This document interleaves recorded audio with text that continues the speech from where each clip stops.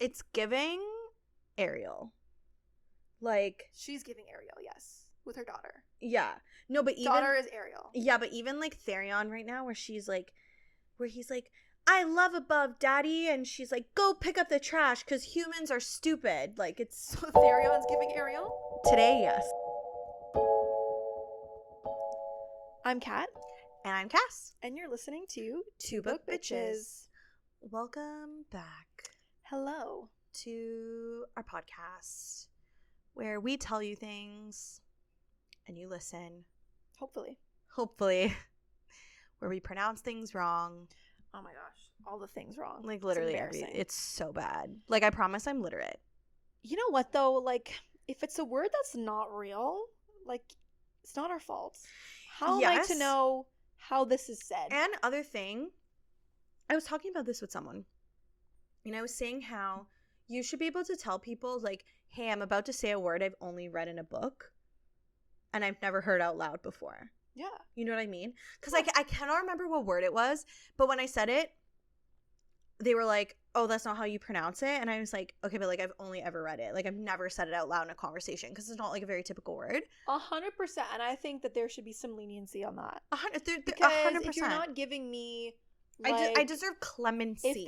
If I'm not listening to the audiobook and I'm just reading the book and the book doesn't come with a glossary or a guide on how the names are said, then it's truly up to my interpretation. Exactly. How it's read. Exactly. And if you don't like it, I mean, that's your prerogative. Exactly. But you just, don't be mean about it. Exactly. Because we're just trying our best. We're literally just trying our best. Yeah. But anyways.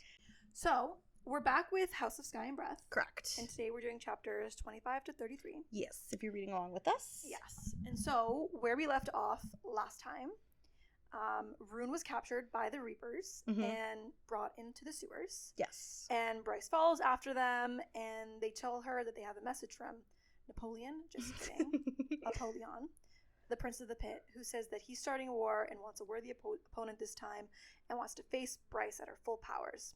And that he's also searching in the Bone Quarter for the other one who might be his worthy opponent or his greatest enemy. And we assume that's Emil. Yes. Then Cormac appears, and together with him and Bryce's Care Bear stare, they manage to defeat the Reapers and get to safety. Thank goodness. And she, like, kills a Reaper. She like, kills it's, a like, Reaper very with dramatic. The Star Sword. Yes. So now we're with Therion, who has been summoned to see the River Queen, who tells him that she heard that he asked her daughter on a date above. Yeah. The River Queen thinks that her daughter is too fragile to handle going above. So then she switches topics and asks him about his progress finding Emil. And Therion tells her that he thinks Emil has made it to the city. And the River Queen emphasizes that she wants to be the one to find him first, especially before the other river courts who are ruled by her, like 3 sisters. There's like 4 courts. And I think they're all ruled by, like, the ocean queen. Yeah. No, there's 4 courts and they all have different queen. But they're 4 rivers. And then there's one big queen in the ocean, I think. That I don't know. I think. All I know I is could be there's making 3 that up. rivers and there's 4 queens. Therion suspects that this specific queen is so eager to find Emil so that she can use him as a weapon in order to take over the other river courts. Yeah. He is then dismissed, and as punishment for asking her daughter out on a date above, she has Therion pick trash that has fallen in the water from above as a way to prove to him how the people of above disrespect the citizens of the beneath. It's giving Ariel. Like, she's giving Ariel, yes, with her daughter. Yeah. No, but even... Daughter is Ariel. Yeah, but even, like, Therion right now, where he's like, I love above, daddy, and she's like, go pick up the trash because humans are stupid. Like, it's... So Therion's giving Ariel? Today, yes. Okay. Last time, it was the River Queen's daughter. This time Therion is Ariel. Confirmed. Okay, now we're back with Rune, who has gone to see his father to ask him about this Star Sword. He tells his father, like, an abridged version of what happened with the Reapers, leaving Bryce's name out of it, and only mentioning that the Reapers, like, reacted in some kind of way to the sword. His father replies saying that, well, it's an ancient sword from another world made of metal of a fallen star. It's always something fancy. So maybe the Reapers can sense that the sword exists beyond the laws of this planet and therefore want to stay away from it. Right, because they're dead, but then they died. Yeah. Which Interesting. Can't be double dead. His father then mentions that if the sword is acting up, that then Rune should keep it away, as far away as possible from his sister. And he says that in ancient times, starborn rivals would kill each other. Rune is appalled at what his father is suggesting, but his father says that if Rune had any backbone, then he would have killed Bryce the moment that he learned she was starborn. What the fuck? I know, right? Crazy. But Rune has is pitting him against his sister won't work. Yeah, because they're very much in their like sibling era right now. He's like, me and my sister are good. Yeah, me and my sister against the world. Pitting us against each other won't work. Yeah. We're better than that. I also think at some point he even says he's like, I wish I was there for a lot of my like sister's events that I wasn't when she was younger. Like he really mourns the loss of like that relationship early on. Well, so. I mean, like they live forever, so they got lots of years. They got lots of time to make up for it. Okay, so we're back with Bryce and Hunt and Cormac, and they're at the Black Dock, and they're talking about Cormac's teleportation, and Bryce is like, you need to teach me how to do that. That's like so fucking cool.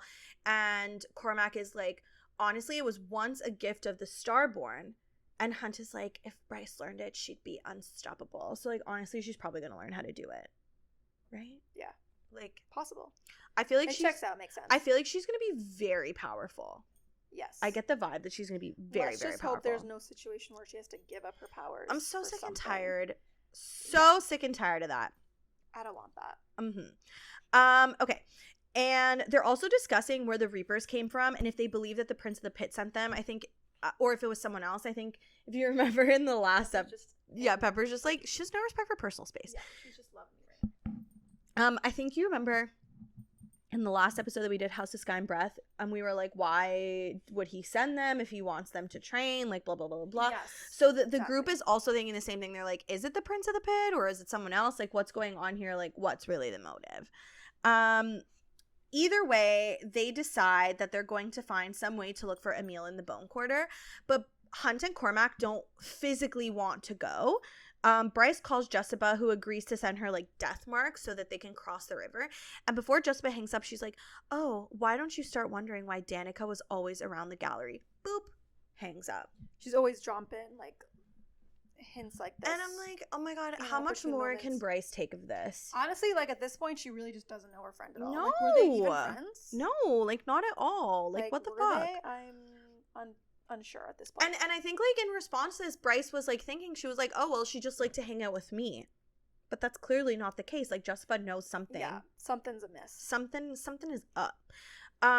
Bryce tells Hunt that he's her +1 for the trip tomorrow and that she wants to know where those Reapers came from so that she can talk to the Underking herself. She's like, I need to know where the Reapers came from because when we go there, I don't want to like fuck up this whole situation with the Underking. Like we need to have our like ducks in a row.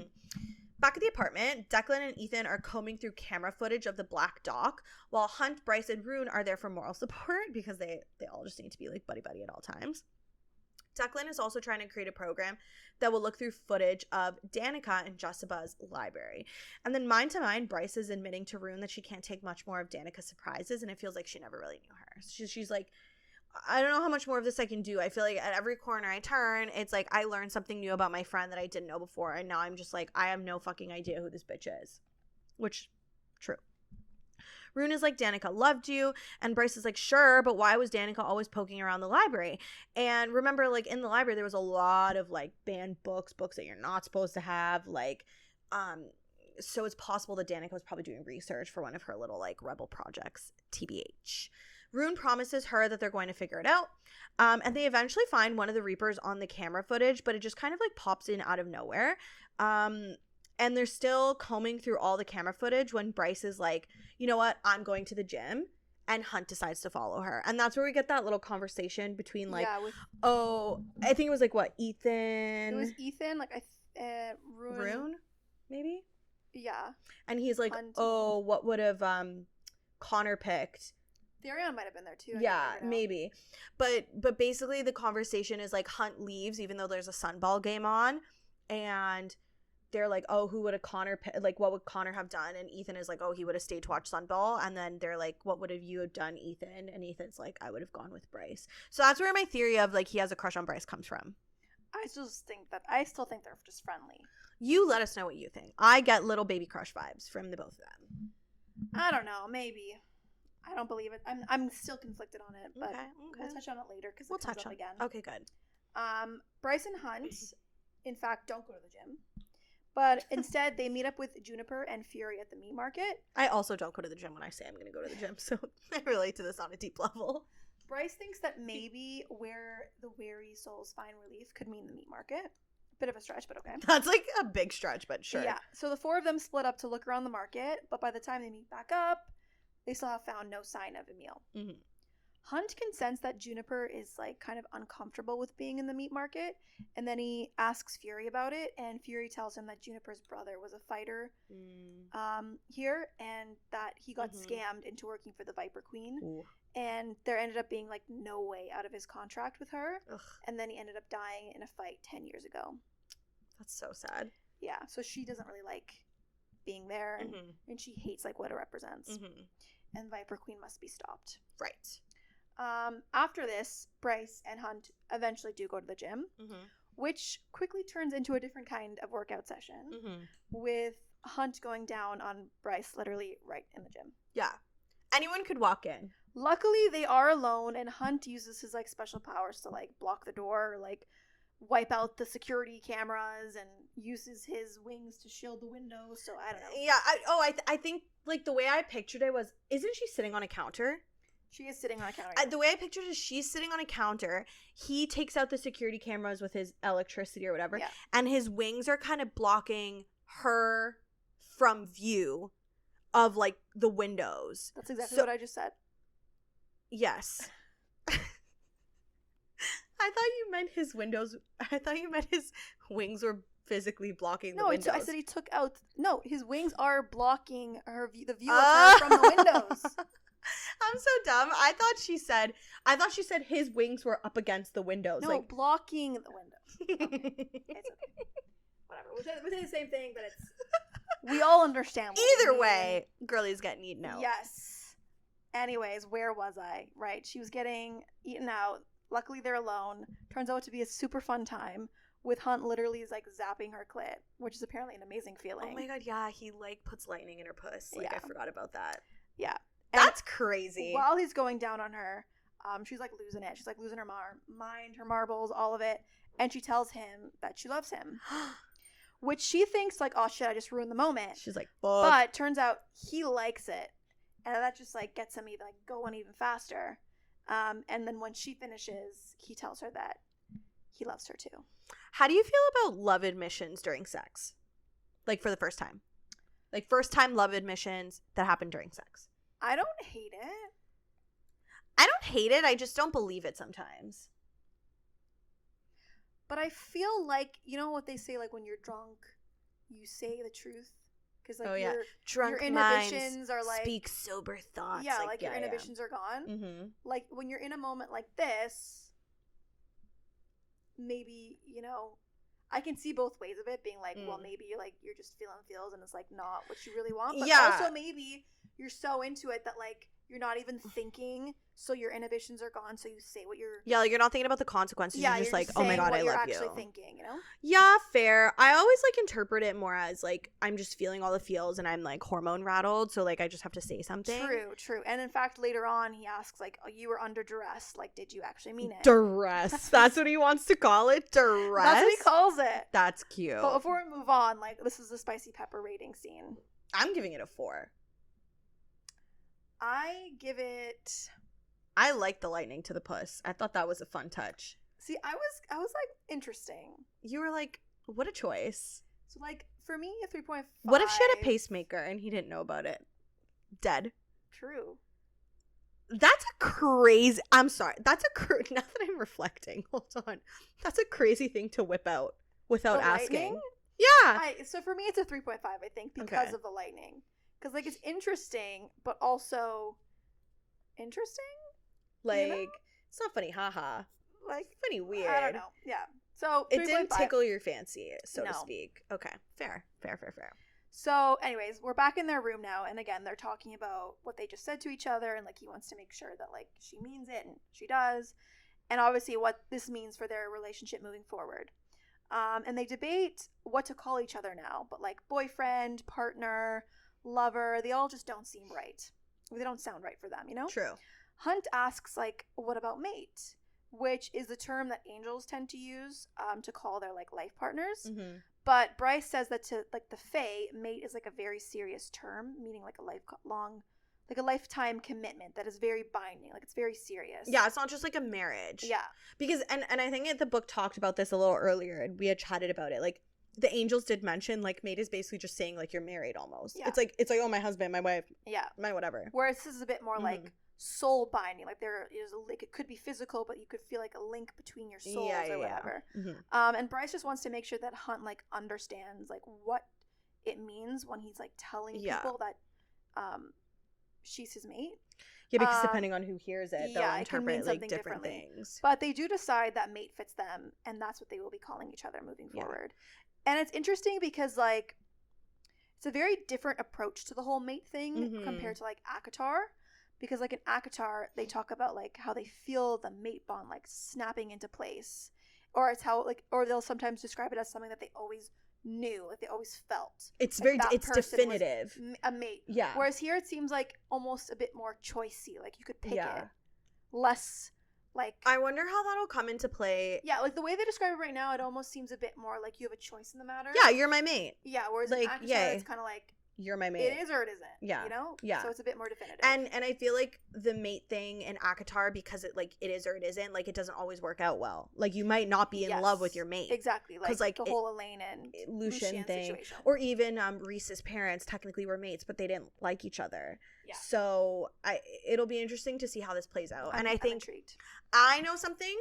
Don't tell me. So, and I don't want to tell you. So we'll probably revisit this conversation again for sure. I feel like people also have this conversation in real life, especially lately, because, like, I feel like as you get older, like, boyfriend just seems so, like he's my boyfriend. Especially if you've been dating for, like, such a long time. Yeah, like, low-key, like, before, like, Thomas and I got engaged, like, we had been dating for, like, 8 years at that point, and I was just like, boyfriend sounds, like... so not what it is. Yeah, and it's kind of like you're just waiting for it to turn into at least fiance or something to, like, make it sound more serious. Yeah. Because I honestly think that, especially when the relationship is very serious to you, when you say boyfriend to someone, they don't take you as seriously. It's so true. And sometimes, like, I like, go on Reddit, like, I love reading, like, Am I the Asshole and stuff like that, and I always see stories of, like, oh, like, they won't invite my boyfriend to a wedding even though other people's partners, like, oh, I read this one story where it was, like, the girl's sister wouldn't invite her boyfriend even though they'd been dating for 10 years, but invited the other sister's husband even though they'd been together only for 3 years or something like that. Yeah. And I was like, yeah, like, that does, it just feels weird. It does, like, it doesn't really fit, but like, I do think that there's like, people do take it, like, like, they take I feel it like partners becoming more common, and I actually like that. I hear people using partner, like, life partner, more frequently, which is nice. Because then I didn't like saying fiance. That sounded weird. Really? I like fiance. I didn't like fiance. I like fiance. I mean, obviously I like husband the best. Husband's cool. I wish there was, like, maybe a term in between, like, boyfriend. Like, something a bit more serious, but before boyfriend. I like partner. I would be okay with partner. I mean, it's a non-issue for me now because, like, I'm married, but it's not an issue anymore, obviously. But I would like more suggestions, like, more options, if you will. I love that. I love options. Yeah, because I feel like when you're 18, like, boyfriend's cute, but then when you're, like, 29, like, boyfriend seems so unserious, and that's probably, like, not a reflection of your relationship. Yeah, exactly. That's my point. Which is why I think there should be options. Variety. You know? Tell us what you call your significant others. I mean, I guess they're significant other, but that's, like, I don't know. Significant other's too vague in a way, almost, you know? I don't know. Tell me about it. Yeah. Tell us what you call your significant others. Okay. Anyways, Rune is... So we're with Rune now. So Rune is on the mental bridge again, and he's talking to Agent Daybright sans crystal. So basically it's an accident. So they've kind of realized that, like, they don't really need the crystal to communicate anymore. They're, like, linked, you know. Agent Daybright tells him that the hit on the spine is a go and that it should happen 3 days from now because the train's going to pass by and it's going to be carrying those, like, veneer mech suit prototypes. Rune ends up asking, like, a bunch of questions, and throughout this he ends up revealing that he's in the Ox unit. And Daybright is like, you're actually so fucking stupid and so untrained. Like, why would you reveal such an important piece of information? And she accuses him of being a loose cannon and suggests that he wouldn't last under torture and that the rebels like have ways of getting people to disappear. She's like, you're so dumb. Like, why would you tell me that? And then when she says like the whole like people disappear part, Rune goes like, Sophie Renast, and Agent Daybright is immediately like, shut the fuck up, you don't know what you're talking about. And Rune keeps trying to pry, asking what Daybright knows about Sophie, because like they were obviously partners. Like Sophie was the one communicating with Agent Daybright. I think her name was Agent, I don't know. She also had an agent. Cypress. Yes, Agent Cypress. But Daybright ends the meeting and leaves. She's like, fuck this, I'm not dealing with this anymore. Back with the entire gang, Rune has told them about the spine hit, and Hunt wonders if Daybright can even be trusted. He's like, is she like a double, triple, quadruple agent or whatever the fuck? I mean, he's not wrong. No, he's That's, not like, wrong. A good like, thought that passes. because like if they go and that's not good information, like they're fucked, like hard. Cormac is like, either way, I have to pass along the info to my superiors. And Bryce is like, fine, but like kind of keep us out of it type vibe. Rune, Cormac, and Ethan leave to deliver the intel, and then Bryce and Hunt head for the Bone Quarter. So the group splits up. Yeah. So Bryce and Hunt are waiting at the Black Dock, and Bryce has the Star Sword with her that Rune left for her to take with her, because he's like, listen, you need that for some, if there's any Reaper trouble, you know? Since we know that I can kill the Reapers now. Right. They both drop their death marks into the water, and then from behind, just Bastion appears. Be like, hey, what you doing? Why is this guy always like, fucking around? No, literally. He's he like, asks hey, them, like, where you going? Who are you going to see in the Bone Quarter? And Bryce just comes out right out and says it, being like, yeah, we're going to see the Underking. I love her. And she's like, yeah. He's literally like, I don't know if you're being serious or not, but like, sometimes, good luck. Sometimes if you're doing something so ridiculous, it's best to just tell people the truth, because then they will like won't believe like, you. He's not even sure if she's being serious. But then the boat appears, and Bryce and Hunt get on it, leaving Bastion on the docks. Then once they arrive at the Bone Quarter, there is still no sign of Emil, so they head to see the Underking. When they find the king, he tells her that this land is close to her and asks her why she has come. Oh yeah, because she sold her soul. She sold her soul.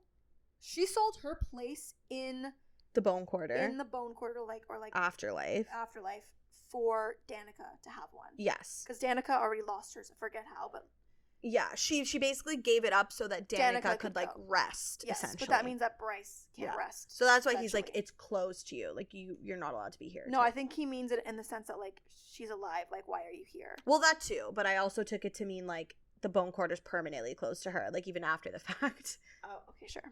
Multiple ways of interpreting it. Yes. Bryce asks him why the Reapers attacked Rune, and said that they were sent by like Apollyon, by the Underking. The Reapers were sent by Apollyon, and Bryce wants to know why. But the Underking denies any knowledge of this, and he says that he didn't send any Reapers to attack her or Rune. Okay. So he has no idea what the Prince of the Pit wants with them, kind of thing. That's what he's saying. Yeah, whether or not they believe it is a different story. And whether or not it's true. Yeah. Bryce is confused how the Reapers could just like defect him and serve hell. Since like, well, if you're the king and the Reapers follow you, why are they following the Prince of the Pit now? Yeah, like shouldn't you be like head honcho for them? Yeah. But the Underking says that basically the Reapers first came from hell.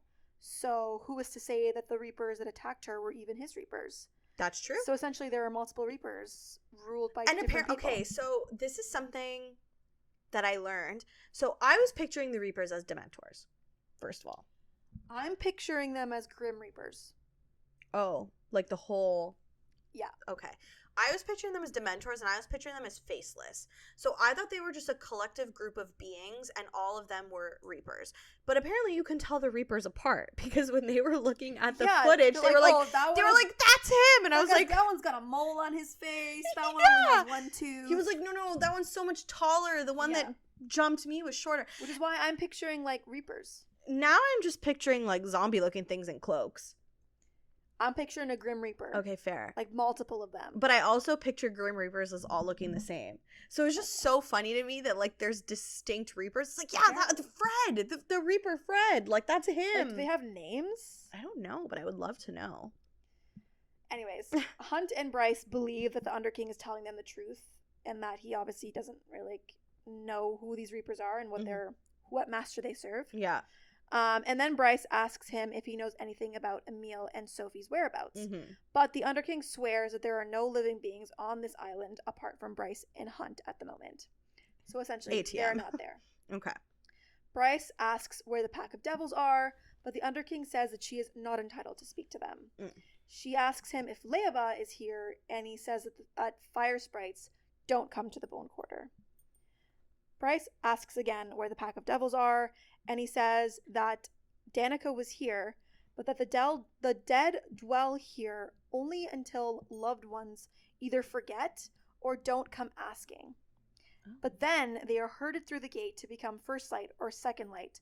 So essentially, the sleeping city is a lie. Right. It's not like the souls live there eternally. No, they're forced to. Their souls are forced to be like fed back into the energy system. Yeah. He also admits to feeding basically on the souls of the dead for energy for himself and to give back to the dead gate. Icky. So essentially, afterlife isn't sounding so great. It's not some nice place. It's not very peaceful, calm. Yeah, because she was literally like, well, I remember like you showing me some like green oasis, like when he showed her at the end of the last book, like Danica and the pack of devils. And he was like, oh, I was just showing you what you wanted to see.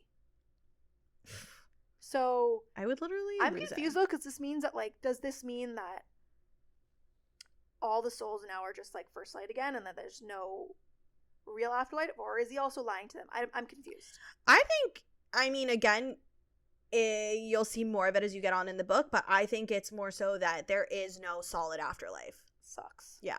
That sucks. That the energy continues to get recycled. Yeah, it just recycled. But Bryce doesn't understand why he's even telling her any of this. But Hunt is like, shit, it's because he's not letting us leave here alive. I love when the villain is like, I'm going to tell you everything because you're going to die. And then the Underking says, I should like to taste your light, Bryce Quinlan. Yucky. We are with Rune and Ethan and Cormac, and they are delivering the intel, and I believe that they're delivering the intel in this like shady like alleyway or something like that, and Ethan and like Rune are keeping watch while Cormac is telling it. But they realize that there's a shit ton of dreadwolves all over the city, and everyone is uneasy because they know the Hind is in the city, because wherever the dreadwolves are, usually like the Hind is like close behind. Cormac finishes sharing the intel with his contact, and he tells them that the Asteri suspect that Emil is still in the city, and that it is likely that the Hind and the dreadwolves are currently hunting for him. Rune wants to make some calls to see what they can do about the dreadwolves running over the city, and Cormac is like, see what the Asteri do. Like, they assert their power over others, and we are never truly free. Because, mind you, like, Lunathion is like a free city. Crescent City is a free city, but now everyone's like inside and like hiding because they don't want to come into contact with the dreadwolves. Suddenly all of the boys are super on edge because a dreadwolf has appeared at the mouth of the alley where they're hiding, and I think they're all like cloaked in darkness. Like, I think like Rune is like helping hide them, and the dreadwolf is Mordok, and that is the Hind's second in command. All the boys are asking each other like, oh, does Mordok know you? Does Mordok know you? Because like dreadwolves have a really good sense of smell. And Ethan is like, you know what? I've actually met Mordok once at the den because he's Danica's father. And I feel like this is just some really weird, like, thing to just throw out there. I forgot she even had a dad. Yeah, that's my thing. I was like, she didn't have a dad. Like, no, immaculate conception. Like, I just don't... Like, it's just, like, random in a way, and I'm like, how does this come into play all of a sudden? I know, because we always talk about, like, who are Hunt's parents, blah, blah, blah, but I was never like, who's Danica's dad? I was just kind of like, oh, Danica had some dad at some point, and, like... Like, but who cares about him? Yeah, but obviously he's, like, a major, like, part of the story. Like, he's the Hind second in command. He's going to come into play a lot now. Exactly. But I just thought this was, like, an interesting throw in there. It was like, such a throw threw me off for a second. Yeah, same. Like, And then I was like, does Bryce know that Mordok is... Like, who her dad is? You know what? I'm going to go with no, because she probably knows nothing about her friend. 100%. So back with Bryce and Hunt, she's like, Bryce at this point is taking out the Star Sword because the Underking has summoned a demon dog called the Shepherd, and Hunt tries to fry it with lightning, but all it does is split the dog. So now there are 3 dogs trying to kill them. It's giving Cerberus. It's giving Cerberus and the Hydra, because every time you hit the Hydra, it like multiplies. Whenever you cut a head on, 2 more grow. Exactly. So Bryce and Hunt start running, but they're getting like lost in the mist, and then Bryce like literally runs into the dead gate, like dead ass, like full blown, like boom, like smacks into the dead gate. And she drops the sword just as the dog like emerges from the mist in front of her. And to continue on with the suspense, we pop back to Rune, and he's panicking about Mordok, and Ethan explains like mind to mind. He's like, yeah, Danica and Sabine wanted nothing to do with him and they rarely mentioned him. Rune comments there like, you know what, they look nothing alike. And Ethan is like, well, you know, the resemblance is more like skin deep because they're both bloodhounds. Oopsie daisy. So basically, if Mordok catches any of their scents, like, they're fucked. Rune tells Cormac to teleport them out, so Cormac takes Ethan first and tells Rune to be ready to run when he comes back, because I guess he can't teleport to where, like, the shadows are. Like, he has to, like... Like, I don't think he can go exactly to where he yeah, like, it's within, like, a couple feet. He always explains it. Yeah. So, like, when he teleports back, it might not be in the exact same spot. Exactly. So he's like, get ready to run. Like, we gotta go. Yeah. While they're gone, Mordok is like, I can smell you failing, and he's wondering like what the Fae is doing in the alley, and he promises that he's like, I will remember this smell, and like blah blah blah blah blah. So like, this is definitely gonna come back to bite them in the ass. But thankfully Cormac comes right back and teleports them out. He's like, see ya. Leaves. A little bit too close for comfort there. No, truly. So Rune and Ethan are at a bar, and Rune is pretending like he brought Ethan there to talk about something, so it seems like the meeting was planned. Because I guess they're worried, like they need an alibi, because the problem is now that Mordok recognized Ethan's smell, potentially, like he might remember Ethan, and like he might think that Ethan has something to do with it. So they need an alibi to make sure that everyone knows that they, you know, or thinks that they have nothing to do with rebellion. Yeah. Like, we were just here at, like, the bar. Like, what the... But he does ask Ethan if he wants to move in with him, and Ethan says that he'll think about it. Oh. He's like, do you really want to stay with, like, Bryce and like, continue to hear, like, Bryce and Hunt fucking every night? No, like truly. Doesn't like, sound fun. Babe, move in with Declan and Flynn and the boys. Exactly. Like... But then... the Harpy and the Hind show up and ask to join them in their drinks. Ooh. And have a drink with them, play some cards. Don't like. No. And now we shift back to Hunt, who's currently fighting the demon. Then he hears Bryce scream, and the demon runs after her. And Bryce now is surrounded by, like, the shepherd, who's, like, 3 beasts all right now. And, like, 24 Reapers. That's a lot of Reapers. I know. And the Reapers start chanting, like, awakening the dead gate. And Bryce, I think, can sense that the dead gate is trying to absorb her powers. Yes, because people give their power to the gates. Yes. And then Bryce, like, runs to grab her sword, but the hounds, like, run after her, and one of them manages to claw her back. Yikes. But no worries, because Hunt arrives just in time. Thank goodness. And he starts using his lightning. And then Bryce, just, like, a little theory just, like, pops in her mind, just, like, develops. She's like, ding, ding, ding. And she extends her Star Sword, and the lightning, like, happens to hit her Star Sword, and, like, the world erupts. They explain it. And Hunt is screaming as Bryce is hit with his lightning, but it's like she's conducting the lightning through herself and the Star Sword, and she ends up killing one of the dogs. Hunt ends up getting thrown back against the dead gate and is, like, really winded, and he's trying to, like, get up, and he's watching Bryce try and use what little power she has left to, like, kill the other dogs. And while he's trying to get up, he, like, brushes the plaque on, like, the dead gate, and he feels it, like, suck up a little bit of his power, and he's like, ooh, like, don't want to touch that. But then he has an idea. We're just so full of ideas in this little area. They're really just killing it here. Yeah, so he has an idea at this point, and maybe, like, he can channel the dead gate's energy, because that's, and he's like, maybe that's why Apollyon, whatever, the Prince of the Pit, wants him and Bryce and Emil and Sophie, because they can channel energy. They're conduits. So he slams his hand against the plaque, and the first light starts to travel, or I guess second light maybe. I don't know which one it is. But the light starts to travel through his body. He shoots it at Bryce, telling her to light it up, and she does, channeling his power through her to the sword, and she kills the dogs. They both start to leg it to the river, And now we flip to Therion, and he's telling the River Queen about 2 more Vanir bodies found dead and tortured with a human scent around them. And he believes that Pippa has done this and must be torturing anyone who may have helped Emil. So if you remember in the last part, I think they find 2 other Vanir that died as well, or that were dead with human. It was a Selkie. Oh yeah, the Selkie woman. And with human scents around them. Throughout like this exchange, the River Queen is like, you need to find the boy, you cannot disobey me, you cannot question me ever again. I hope my punishment was enough to like remind you of like where you belong, blah blah blah blah blah. And he's like, yes ma'am, got you. But he's not really paying attention because above the water he can see like lightning.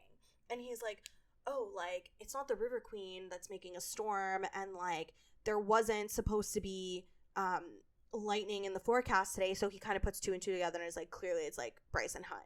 So he leaves to go up. Back with Hunt, he's trying to process the fact that Bryce was a conduit to his power.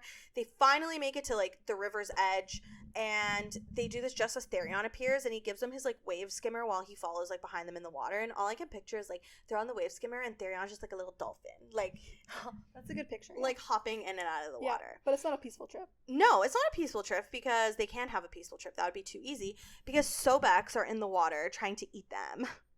And I picture Sobex as, like, big crocodiles. Big alligators. I don't think that's what I pictured. What do you picture? I pictured kind of like a human-looking thing with like really sharp teeth and like gills and like webbed fingers and You know what I'm thinking more? You know those creatures that Harry Potter meets in like the 4th.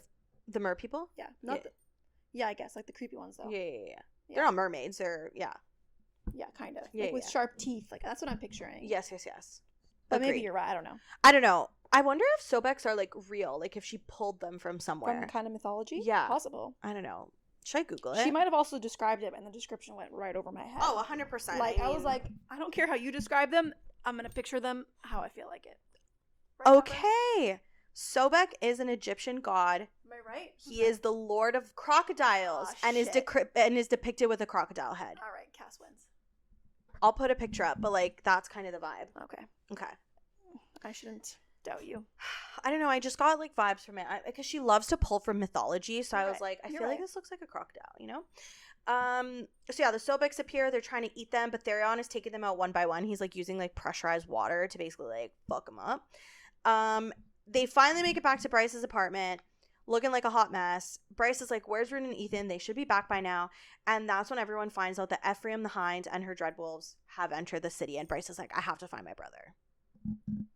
So, speaking of Rune, Rune, Ethan, the Hind, and the Harpy are sitting at a table at the bar, and the Hind takes out a deck of cards, and they start playing a game of poker.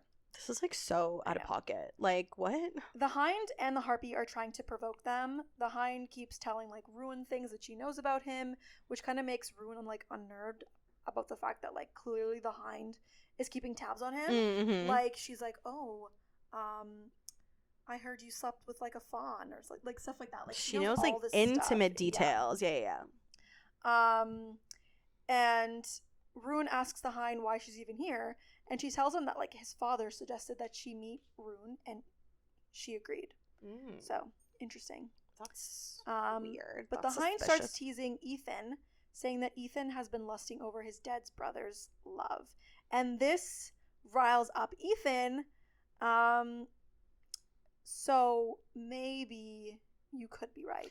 I think that, like, why would you be so defensive about it? I don't know. I think it's like a little puppy love crush. I really never got the vibe, so this is new for me. Like I never really picked that up. I got the vibe as like, and that's why he was so adamant about this whole Connor and Bryce thing, because he's like low-key vicariously living through like Connor. I guess he's like, if I can't have her, I guess like my brother can, and I'm so happy for them, and blah blah blah blah blah. And clearly never ended up working out. Connor's dead. Yeah, that ended really grim. But so Ethan's getting really like pissed off right now, and like Rune has to tell him to like calm down, like mind to mind. But the game of poker ends, and the Hind wins, and her and the Harpy leave the bar, telling Rune that she'll see him soon. You have to remember that like the Hind is like half sisters with Rune's fiance right now, like hypoxia. Yeah, she's Hypaxia's half sister. So she was like teasing about that too, being like, "Oh, does my sister know that like you're sleeping around when you're engaged to her and all this? Maybe I'll tell her." So she's such a bitch. They were really provoking them. Yeah, and I guess they were unsure if the reason that they were there, like, was because Marduk like sniffed them out, and, like, or if it was just kind of a coincidence with the whole dad thing. Yeah, yeah. And because they were in the city and like they're keeping tabs on everyone. Okay, so it's kind of unsure. Mm-hmm. So Ruin and Ethan show up to Bryce's apartment, where Bryce, Hunt, and Therion are waiting for them. Bryce, though, has to leave because Celestina wants him to be there at work when Ephraim arrives. Oh, Hunt has to leave. Yes, Hunt has to leave. What did I say? I was like, oh my god, Bryce works for Celestina too? Hunt has to leave because Celestina wants him to come back to work. Right. She's like, you gotta clock in. Yes.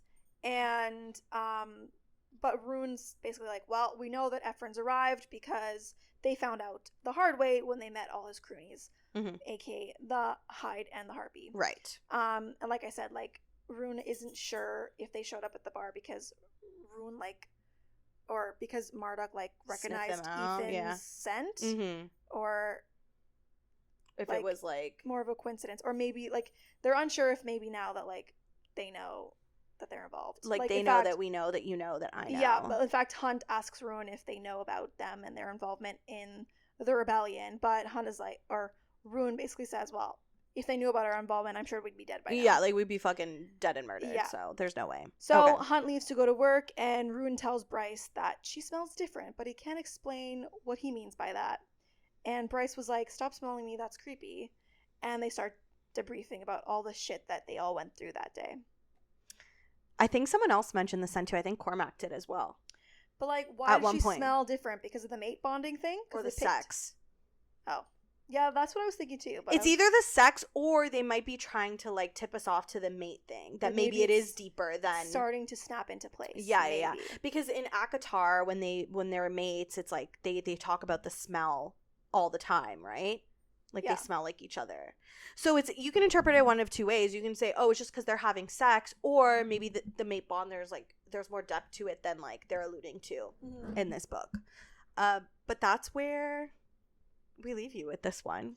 Yeah, this one was a shorter set of chapters. It moved, like, really quick. It was a lot of action, I think, too. Yeah, a lot of sex. Lots of sex. And action. Lots of sex and lots of fighting. And, like, fight scenes that I really... can't picture in my head, so I condense in like a sentence. Oh, 100%. I'm like, oh, they fought the dogs. Yes, they were running around, they killed the dogs, they won, that's all you need to know. Exactly. That's literally all the pertinent the paragraph information. About them, like, jumping in the air and, like, being carried, you know what I mean? Like, I don't know. Like, it doesn't compute in my head. Any other final thoughts, or are we still feeling confused? Oh, constantly confused. Okay, good, because that's also how I am still feeling. Like I always say, I've read this book before, but every time I do these chapter summaries, I'm like, what the fuck? Like, I literally forgot that Mordock was a thing. Like, when I read Ethan saying, like, because that's Danica's father, I literally was like, the gasp I gasped, like, I'm still confused, and, like, I guess, you know, I need to read more, obviously, to really understand what the purpose is here, because to me, he's kind of somewhat still irrelevant. I'm kind of like, who is this guy? Like, why do I care? Well, I think his relevance right now just hinges on the fact that he smelled them in the alleyway and he could, like, blow their cover, but otherwise, like... But I need to know, like, is there more purpose to him, or is he just going to be a character... In relation to Danica, Yeah, is he just going to be a character that's, like, name-dropped and then we never really care about him again? I do think that he comes up again, so I don't think he's, like, been name-dropped and then, like, whatever. But regardless, still so confused. Like, I don't know what's going on. It's like so many characters in this series, we never find out who their parents are, but we find out this random dad. You know? I know. I feel like in SJM books, the parents are, like, really important. Sometimes, though, right? But not always. Yeah. There's sometimes so many it's, characters, like, irrelevant. There's so many characters whose, like, parents are never brought up ever. I feel like when she avoids it like the plague, it must be important. Because, like, we don't know who Hunt's parents are. And I guarantee you that's going to be... Well, I feel like they keep alluding to Hunt being some descendant of someone super important. Or, like, a demigod or, like, something like that. Because, like, there's, like, that statue where he like works. Thur or whatever. That, like, always reminds Bryce of Hunt. Hunt. So, yeah. Like, I think there's some inner workings at play here for sure. 100%. So what are we doing next week? Next week is our special Halloween episode Yes. where we dive into Manacled. I'm so excited. Yes, this one will be an interesting episode, I think. Yeah. We're doing Manacled. For those who don't know, it is a fan fiction by SenLinYu. It's a Harry Potter fan fiction. It's Hermione. It's very deep, dark, depressing. Intense. So intense. Like, I'm rereading it now, and I'm just like, I'm upset. And I mean, like, for me, as you know, I've said this multiple times in the podcast, like, I'm not a big fanfic girly, whereas Cass is very much a fanfic girly. I love the fanfic. So I was like, I keep hearing about this fanfic. I'm gonna do a little tasting. Let's see. Like, maybe I'll like it. And that was a very interesting first attempt at fanfic. Listen, when I heard that was the first fanfic she read, I was like, bitch, you are brave. Yeah. Like, that is a crazy fanfic to start with. I know, and in fact, I haven't read a fanfic since. No, so I think it, like, traumatized her out of maybe fanfic. Maybe a little. But we'll talk more about it. It's really good. I'm so excited. Yeah. So if you want to, like, talk about Manacled, DMs are open.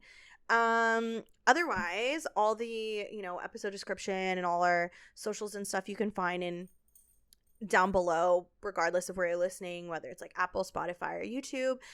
Please consider leaving a review or subscribing or leaving a comment or sharing, liking. It really, really helps with our podcast and getting it out there.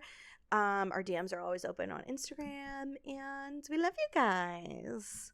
Yeah, so thanks for listening to Two Book Bitches. Bye.